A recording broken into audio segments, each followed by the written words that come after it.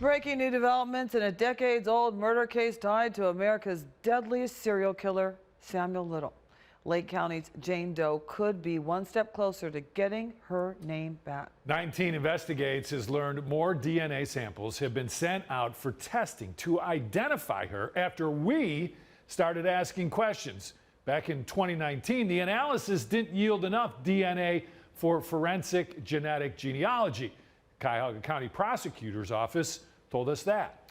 Well, this Jane Doe was one of 4 victims from Northeast Ohio. Samuel Little preyed on victims he said society would not miss. So tonight we have a look inside his confessions you have not seen before. Investigator Sarah Goldenberg traces his life of crime starting right here in our backyard. Here's a preview of our latest podcast episode in Dark Side of the Land. Samuel Little's roots were here in Northeast Ohio. He grew up in Lorain and started his life of crime in Cleveland and its suburbs.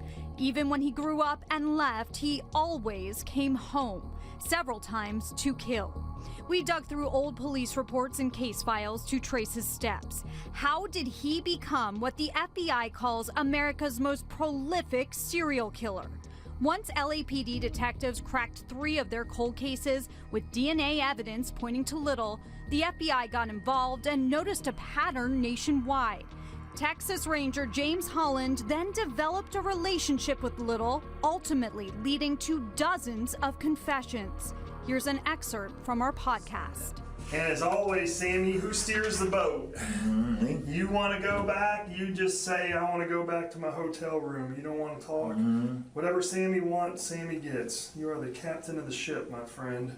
During that time, Little confessed to 93 murders in 19 states. So then this opportunity popped up. Spanning from 1970 to 2005. For a lot of them. He told Holland he killed the most in Florida and California. After years of lies, you may be wondering, how could Holland believe Samuel Little was finally telling the truth? The Texas Ranger said he was sharp and smart, and his photographic memory of the crimes stood out.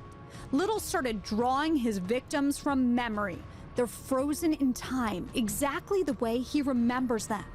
After that, the floodgates opened, and detectives across the country started pouring through their cold cases to see if they could make any connections. Tell me about your Buckeye State. How many did you have in Ohio, in the great Buckeye State? How many women did you victimize in the great Buckeye State? 3. Over time, we learned 7 of Little's victims were from Ohio. 3 of them were killed in Cleveland.